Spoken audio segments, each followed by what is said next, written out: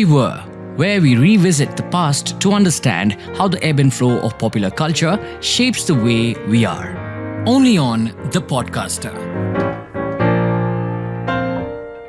Hi, this is Rima, and you're once again listening to The Way We Were. So, this is a podcast where I kind of try to understand the present and the questions it is asking, and perhaps figure out if those questions have already been answered by the past. Because I feel, that everything is interconnected, and whatever happens today has in some way some connection to the way we were and the way things were once upon a time. So, the question that I'm trying to kind of explore and respond to today is something that I've heard very, very often in the last few months on social media and elsewhere. And the question is Bollywood dead? And I've been thinking long and hard about this, and I'd like to respond to this question with another one. Should we also ask if India as we knew it is alive? What do I mean by that? Well, as a film-loving audience, are we all willing to sit in the same space together and laugh and cry for the same things the way we used to? Are our villains and heroes the same? Is our idea of good and evil composite, or has it been fragmented beyond repair? These questions have also been tormenting me, because I feel cinema is primarily about reflecting who we are and the times that we live in. And if films no longer bring us joy, let's also ask ourselves why India ranks 136th in the World Happiness Report this year. You see, there was a time when our cinema was joyful, and so were we. Have you ever wondered why there are so many YouTube channels devoted to TV serials and ads from the golden years of Doordarshan, And why so many of us still hunger for and rewatch Manmohan Desai's Laugh Riots, all those lovely vintage musicals, those cathartic action entertainers. Because as I read somewhere, we go back to certain films and songs because they help us remember a certain time of our life and who we were then. Films, I feel, at some point in the past, gave us a sense of vindication, and no matter how badly they were made, their moral compass always, swung in the favor of the underdog. Even a magnificent, period drama like Mughal-e-Azam, for instance, spoke for the primacy of love, over power, with lines like "Dil wale ka saath dena, daulat wale ka nahi." And status quo was always meant to be challenged. And even in the 50s, makers like B.R. Chopra, Bimal Roy, Guru Dutt, Raj Kapoor were presaging the issues that a newly independent nation would face if it didn't, weed out casteism, greed, and corruption and selfishness. And if you remember B.R. Chopra's Naya Daur, starring Dilip Kumar, it suggested that unless we respect the dignity of labor and of rural India, we would not be able to usher in a consolidated, balanced new era. And in Bimal Roy's Do Bigha Zameen, the story was about migrant workers and their tragedy. His Sujata was about caste prejudices, and Rishikesh Mukherjee's Anadi was about corporate greed. And Guru Dutt's Kagaz Ke Phool and Pyasa were about the death of creativity and imagination and integrity in a world obsessed with the optics of success. And Raj Kapoor's Avara and Shri 420 were about the criminalization of youth who are directionless, and also about the distance between the very rich and the very poor amongst us. And whether we liked or hated those movies, we never doubted as an audience, the love the makers had for their country, even if they critiqued it.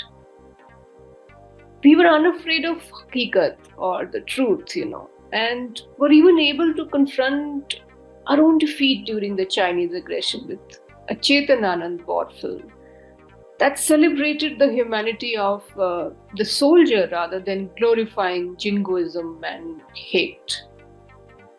There really was a time, believe it or not, when truth telling filmmakers were not called the names that they are called today. They were not called anti-national for warning us about the country's social and moral issues. And morality meant something more. It was a broader term and referred to our humanity rather than anything else. And there was the music that moved and stirred us, even in the bleakest of films.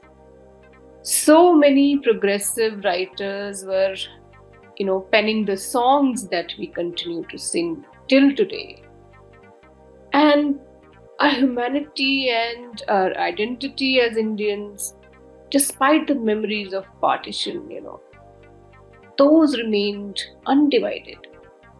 I still remember this beautiful Muslim social called Barsat Ki Raat, such fantastic musical score. It had a particular scene that I still remember, a scene where a Hindu ironsmith gives shelter to an eloping, Muslim couple.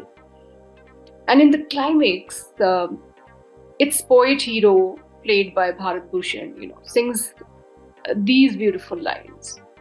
जिससे आगाह नहीं शेख व बरहमन दोनों उस हकीकत का गरजता हुआ ऐलान है इश्क. And there was Mehboob Khan who made Mother India about the price one must be willing to pay for a higher moral ground, for ethics, And this theme is repeated in Diwar in the 70s and Shakti in the 80s.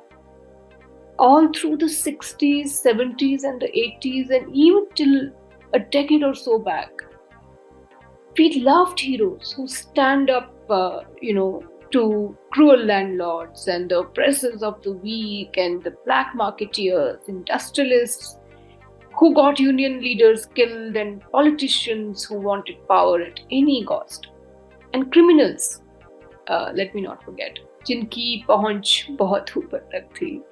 And when we heard the lines, police ने तुम्हें चारों तरफ से घेर लिया है in the climax of every second film, we felt such joy that evil had been vanquished yet again,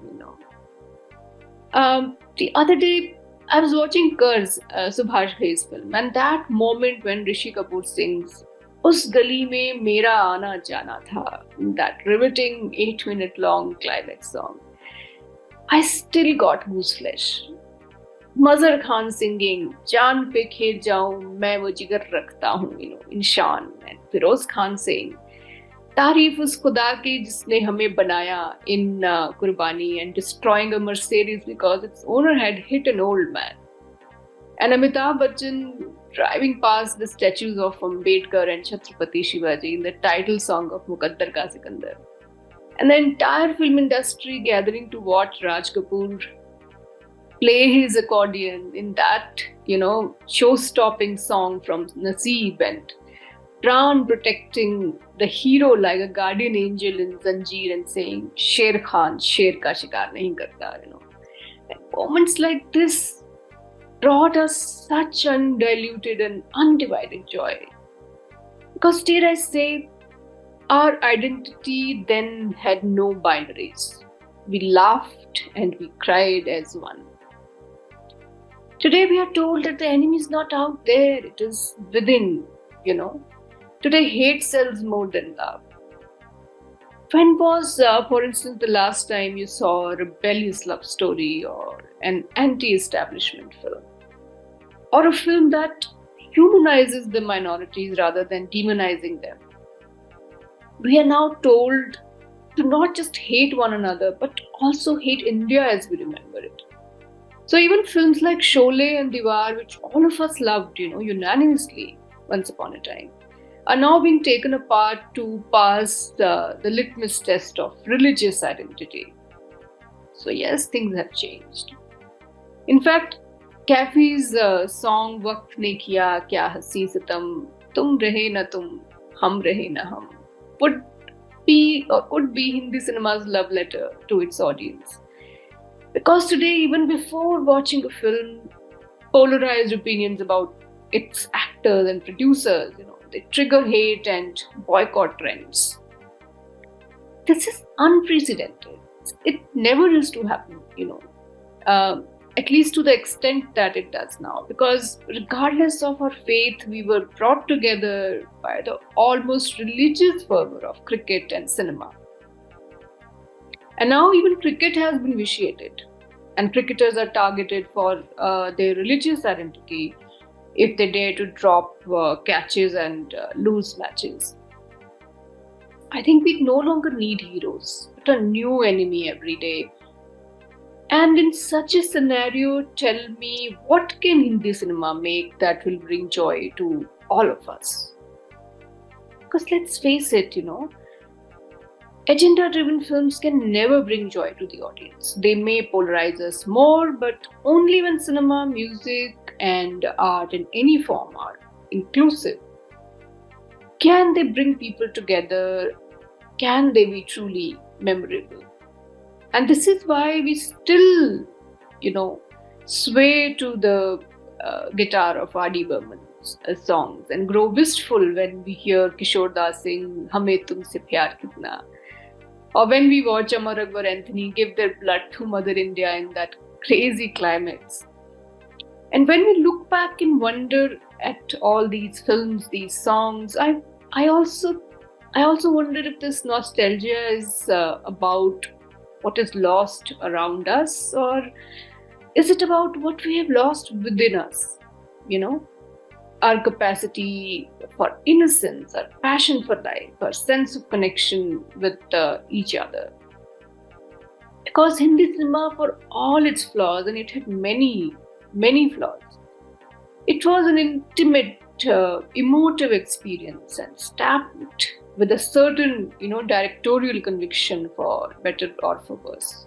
By that I mean that people made films with conviction, even bad films with conviction. That conviction is gone now. I don't know the impulses that inspire today's cinema. I don't understand them. And Hindi cinema to me was about Sham Ka Dhua, about Gulabi Aankhein, and the never say die spirit of Aaj Phir Jeene Ki Tamanna Hai. It was about Sahir's idealism in Pyasa. It was about Dilip Kumar's slowly dying soul in Devdas, Nutan's silk and steel Bandini, and Madhubala's heartbroken Anarkali, and Meena Kumari's hunger for love as Choti Bahu in Sahab Bibi or Ghulam. And there are so many faces and songs and moments that have become a part of us forever. Hindi cinema was also Prem Rog's rebellious lover who challenges Dogli Mansikta or Dogli Naitikta of the society. It was also about Ramgarh, where a mosque and a Shiv Mandir coexisted. What is cinema about now? I wonder, And where is the India that was once happy and content with the simple abundance of 3 ice cream flavors and lace curtains on car windows and HMT watches and the morning music of All India Radio, and Salma Sultan's lone rose and her hint of a smile that we loved so much, on Doordarshan. The plastic covers that we had for our TVs, our refrigerators, and the mixie, and Nazia Hassan's hypnotic voice going boom boom on tape recorders. A friend I remember once told me how each time she went to see a film with her family, she would come back and narrate, even enact the story to her friends who hadn't seen it. and how every kid in her neighborhood died like Amitabh Bachchan in Sholay at least once. As for me, as a child, films were a part of, everything that I lived through in Patiala, my hometown. Terrorism, joy, grief, and happiness meant a scooter ride with a late night rerun of Dilip Kumar's Leader at Capital Cinema Hall, or being picked up from school early by my parents to watch Vidhata in full theatre. And trust me, no movie was too bad for us. From Chalamrari Hiru Panne to Do Havaldar, it starred Asrani and Jagdeep, if you believe it. We were game for anything, and we had fiery arguments about who was better in Shakti, Amitabh Bachchan or Dilip Kumar. And we argued about Lala Majnu, which my mom liked because Rishi Kapoor's sunburnt soul had moved her, and my father hated because he wasn't sentimental type. And Hindi cinema, I feel, was bigger than the sum of its loud, booming cliches, its songs and dances, and its fights and exaggerated grief and operatic romances, because they provided a refuge to those who needed a song or a phrase or a dialogue to live by. And of course, there was dross in this gold because there's so many problems with the way stories were told, and the films were not at all perfect, but there was so much to celebrate as well, because this is the cinema that gave us matchless riches of music by masters like Naushad and Jaydev and Madan Mohan and Roshan and the Burmans and now Rahman, among countless others. And it made poetry accessible to our untutored ears through the verses of Sahir and Kafi, Nida Fazli, so many others. And it gave us giants like K. Asif and masters like Bimal Roy and the joyful profundity of Rishikesh Mukherjee.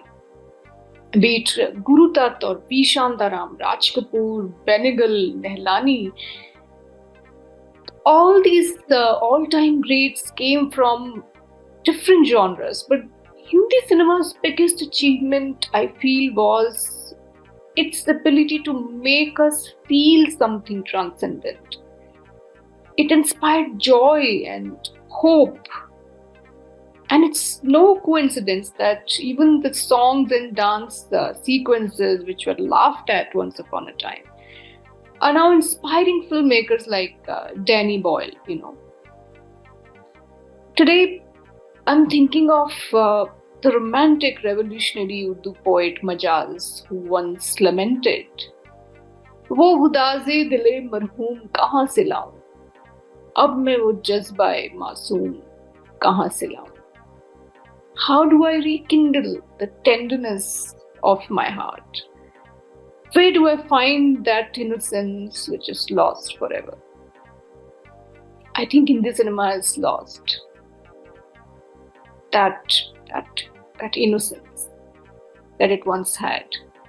Majaz was born in 1909, but it's still emblematic of every single one of us who has ever mourned the loss of something as intangible and fragile as a sense of youth and of hope. That's what we have lost. That's what our cinema has lost. And it's not as if the past was perfect. No, that's not what I'm saying. But there was hope that the future could be. The future is here. And like our cinema, I too feel lost. I really don't know what to make of it. The Way We Were, where we revisit the past to understand how the ebb and flow of popular culture shapes the way we are. Only on The Podcaster.